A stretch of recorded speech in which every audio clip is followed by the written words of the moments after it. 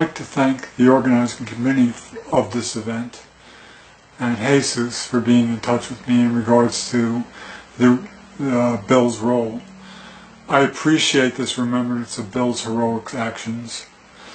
I too would like to pay homage to Bill's role in liberating 300 prisoners of war.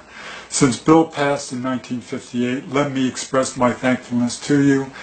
Bill would have truly appreciated this honor. What strikes me most is this event is exercising the most human right of remembrance. Bill was not spoken about in my home other than his service in the Army. My grandmother Elsie, who had supported Bill in his political beliefs, had passed on. My father, much younger than Bill, had to go through a McCarthy-era loyalty committee to get a job, and he made little comment about the past. It's only the last 10 years or so that I've been aware of Bill's role in the international brigades.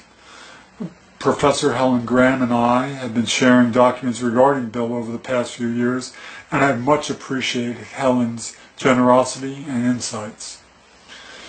But I also appreciate the courage and the spirit of the Spanish people's defense of the Republic. I learned much about Bill through the ALBA collection at the NYU Tenement Library. That's the Abraham Lincoln Brigade Archives at New York University. Irvin Goth, a comrade who was with Bill at the fort, was interviewed about Bill, and this is available as a DVD through the ALBA collection. Bill was a member of the veterans of the Abraham Lincoln Brigade, and they do, to this day, still have a website at alba-valb.org.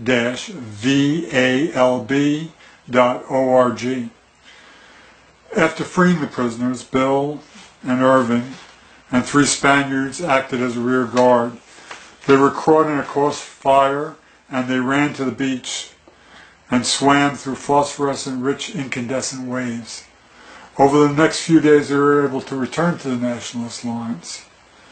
This image of swimming for his life, exhausted, leaving an incandescent wake that snipers were taking shots at, stayed with me. Much of Bill's later life was in the company of poets, from W.H. Auden to Jack Kerouac.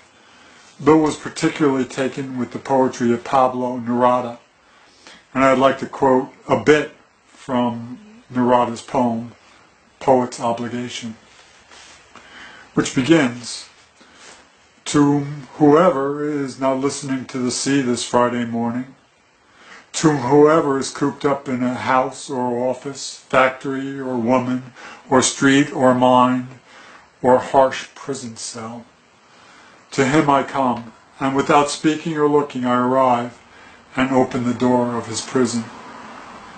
It ends.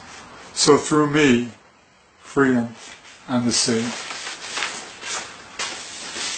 One day the dictator's bones will be disinterred from the Valley of the Fallen and moved to wherever such bones are kept. Then the crypts of silence will be opened, and we can all reclaim our right of remembrance unimpeded. Please know that the people's defense of the Spanish Republic was a gift to the world that inspired many to join in its cause, including Bill. And for that, we thank you. A friend of mine is offered to play a song that's at the end of a new release regarding Pete Seeger's earlier songs of Spain. And it's a case where this is called Taste of Ashes, and it's being performed by Jack LaCitra, a good friend. Thank you so much, and thank you for remembering Bill and his heroic actions.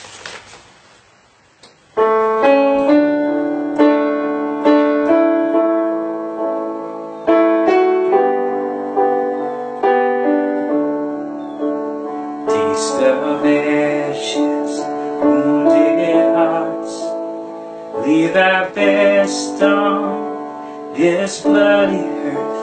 The enemy remains the same. The war goes on, but the front has changed.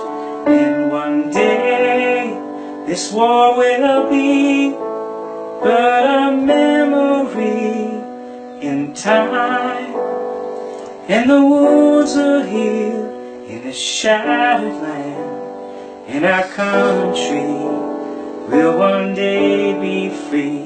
Defeat will be but history, their example, our legacy. One day the world will be at peace, and what might have been will one day be. One day this war will be but a memory in time, and the wounds will heal in the shattered land, and our country will one day be free.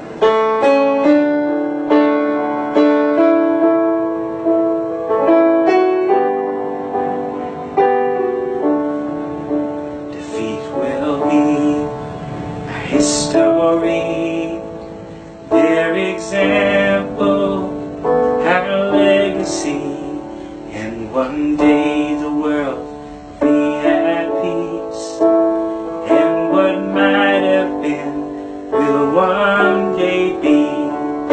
One day this war will be but a memory in time, and the wounds will heal in the shattered land, and our country will one day be free.